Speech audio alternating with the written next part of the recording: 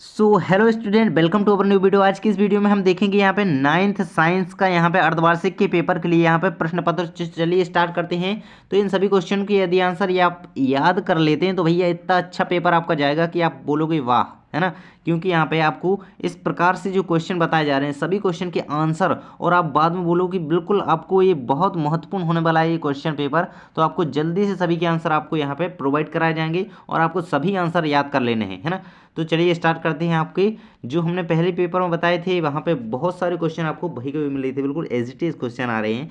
तो यहाँ पे पहला क्वेश्चन क्या कह रहा है आपका, बर्फ का गलनांक है। तो यहाँ पे इसका आंसर जो हो जाएगा आपका 273.15 केल्विन। यहाँ पे आ वाला ऑप्शन इसका राइट आंसर हो जाएगा आपका, बर्फ का गलनांक, है ना। इसको आप आंसर याद करेंगे। अगला क्वेश्चन है आपका, तंत्रिका ऊतक की कार्यात्मक इकाई होती है। तो न्यूरॉन होती है यहाँ पे आंसर, इसे जरूर याद रखेंगे। न्यूरॉन तंत्रिका ऊतक की कार्यात्मक इकाई होती है। अगला क्वेश्चन क्या कह रहा है आपका, दो या दो से अधिक पदार्थों का समांगी मिश्रण कहलाता है। तो यहाँ पे दो या दो से अधिक पदार्थों का समांगी मिश्रण विलयन कहलाता है। Option number A right answer आपका हो जाना है।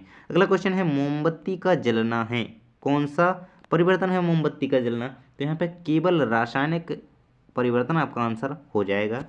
बी वाला ऑप्शन, मोमबत्ती का जलना होता है केवल रासायनिक परिवर्तन, यानी कि रासायनिक परिवर्तन का उदाहरण है मोमबत्ती का जलना। मैग्नीशियम क्लोराइड का सूत्र होता है।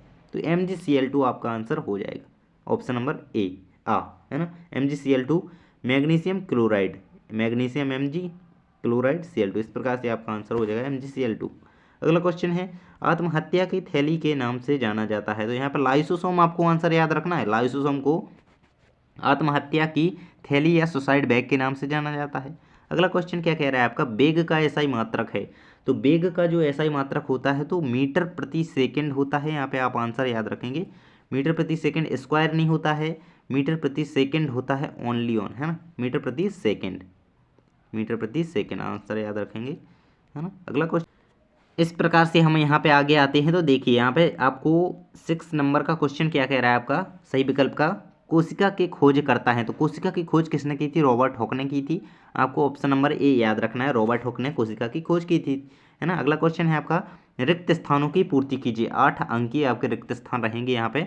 पहला क्वेश्चन क्या कह रहा है, किसी वस्तु का खाली स्थान द्रव्यमान तथा गुरुत्वीय त्वरण के गुणनफल के बराबर होता है। किसी वस्तु का खाली स्थान द्रव्यमान तथा गुरुत्वीय त्वरण गुणनफल के बराबर होता है। तो यहाँ पर भार आंसर आप याद रखेंगे, भार, है ना। आपका पहले का आंसर क्या हो जाएगा, भार। लिखते जाइए सभी के आंसर, मैं आपको बताते जा रहा हूँ। अगला क्वेश्चन है आपका, कार्य करने की क्षमता को क्या कहा जाता है। तो कार्य करने की क्षमता को पावर कहते हैं, यानी कि ऊर्जा कहते हैं। यहाँ पे आप याद रखेंगे ऊर्जा। अगला क्वेश्चन है, हमारे शरीर में गति के लिए उत्तरदायी है। तो गति के लिए कौन सा ऊतक उत्तरदायी होता है, आपको आंसर याद रखना है, पेशीय ऊतक होता है गति के लिए उत्तरदायी होता है। थर्ड का आंसर है, सेकंड का आंसर है। और आपका भार जो है ये आपका फर्स्ट वाले का आंसर है। इस प्रकार से आप आंसर याद रखते जाएंगे और लिखते जाएंगे। अगला क्वेश्चन क्या कह रहा है आपका, जीवन की मूलभूत इकाई, किसको नहीं पता भैया, कोशिका होती है जीवन की मूलभूत इकाई। यहाँ पे कोशिका आंसर याद रखेंगे, सेल, है ना। सेल जो होती है, कोशिका जो होती है जीवन की मूलभूत इकाई, यहाँ पे आंसर आ जाएगा आपका सेल। अगला है, सोडियम का प्रतीक खालिस्तान होता है। तो सोडियम का प्रतीक Na होता है। अगला क्वेश्चन है, टिंडल प्रभाव खालिस्तान विलयन द्वारा प्रदर्शित गुण है।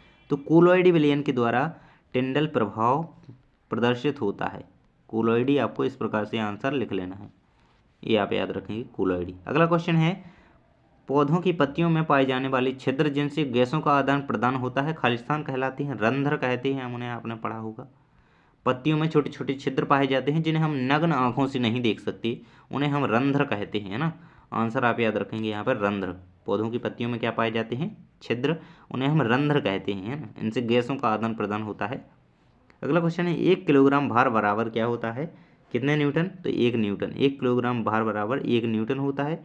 यहाँ पे आंसर आपको याद रखना है 1 न्यूटन, है ना। न्यूटन लिखा है, एक आप आंसर याद रखेंगे, 1 किलोग्राम भार बराबर 1 न्यूटन होता है। अगला क्वेश्चन, आपके सही जोड़ियाँ यहाँ पर स्टार्ट हो जाती हैं। देखिए सही जोड़ियाँ आपकी 7 अंक की रहेंगी, यहाँ पे देख सकते हैं आप। पहला क्वेश्चन क्या कह रहा है, ब्रोमीन। तो यहाँ पे ब्रोमीन क्या है, एक अधातु है ब्रोमीन। तो यहाँ पे ई से इसकी जोड़ी मिल जाएगी, यहाँ पे लगा देता हूँ मैं, ब्रोमीन की मिल जाएगी आपकी अधातु से। अगला है घेंघा रोग। तो ये घेंघा रोग जो होता है वो आयोडीन की कमी से होता है। तो ए ऑप्शन से इसकी जोड़ी मिल जाएगी। अगला क्वेश्चन है क्लोरोफिल। तो भोज्य पदार्थों का संवहन ये तो जाइलम से जाएगा आपका पत्ती। यहाँ पे पत्ती में क्लोरोफिल सामने ही है इसका आंसर। पत्ती में क्लोरोफिल पाया जाता है ना, हरी पत्तियों में क्लोरोफिल पाया जाता है जो कि प्रकाश संश्लेषण में सहायक होता है। इस प्रकार से आप इसे याद रखेंगे। अगला क्वेश्चन है आपका फ्लोएम। तो फ्लोएम होता है वो भोज्य पदार्थों का संवहन करता है पौधों में। अगला है केपलर ने ग्रहों की गति संबंधी नियम दिए थे, तो इस प्रकार से इसकी जोड़ी यहाँ पे मिलेगी। और जाइलम जो होता है हमारा जल एवं खनिज पदार्थों का संवहन करता है कै में, पौधों में। अगला क्वेश्चन है गति का द्वितीय नियम, तो यहाँ पे एफ इक्वल एम हो जाएगा आपका, है ना। इस प्रकार से आप सभी सही जोड़ियाँ यहाँ पे स्क्रीनशॉट इसका ले लेंगे, इसी प्रकार से लिख लेंगे तो आपको याद कर लेनी है ना। ब्रोमीन आपकी अधातु हो जाएगी, घेंगारुक आयोडीन से मिल जाएगी, क्लोरोफिल पत्ती में पाया जाता है। फ्लोएम जो होते हैं पौधों में भोज्य पदार्थों का संवहन करते हैं। इसके बाद आपका केपलर ने ग्रहों की गति संबंधी नियम दिए थे। जाइलम की जोड़ी आपकी जल एवं खनिज लवणों का संवहन जो है जाइलम पौधों में करता है। और गति का द्वितीय नियम क्या है, एफ इक्वल एम है। यहाँ पे आंसर याद रखेंगे। अगला क्वेश्चन है आपका, यहाँ पे एक शब्द या वाक्य में उत्तर लिखिए। पहला क्वेश्चन क्या कह रहा है, न्यूट्रॉन की खोज किसने की थी। तो यहाँ पे सर जेम्स चैडविक का नाम याद रखेंगे आप, है ना। चैडविक यहाँ पे आंसर लिखेंगे, चैडविक।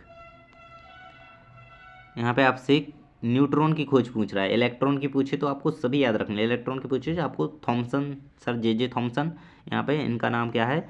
न्यूट्रॉन की खोज जिसने की थी उनका नाम है जेम्स चैडविक, है ना। जेम्स चैडविक का नाम आप याद रखेंगे न्यूट्रॉन की खोज के लिए। अगला क्वेश्चन क्या कह रहा है आपका, डीएनए का पूरा नाम लिखिए। तो डीएनए का नाम क्या होता है पूरा, डीऑक्सी राइबो न्यूक्लिक एसिड होता है ना। Deoxy ribo nucleic acid, nucleic acid यहाँ पे आप आंसर याद रखेंगे। इस प्रकार से लिख लेंगे आप, है ना। आपको डीएनए का पूरा नाम याद कर लेना है। आरएनए का भी कर लेंगे, बस आपको डीऑक्सी हटा देना है और ribo nucleic acid only RNA का आपका हो जाएगा, है ना। इन दोनों का जरूर करके रखिएगा। अगला क्वेश्चन क्या कह रहा है आपका, कोशिका सिद्धांत किसने दिया था। तो स्लाइडेन और स्वान नामक दो वैज्ञानिक थे जिन्होंने कोशिका सिद्धांत प्रतिपादित किया था, है ना। स्लाइडेन व स्वान, इन दोनों को याद रखेंगे आप भैया। इन्होंने कोशिका सिद्धांत का प्रतिपादन किया था, इन्होंने दिया था कोशिका सिद्धांत, तो याद रखेंगे नाम स्लाइडेन व स्वान।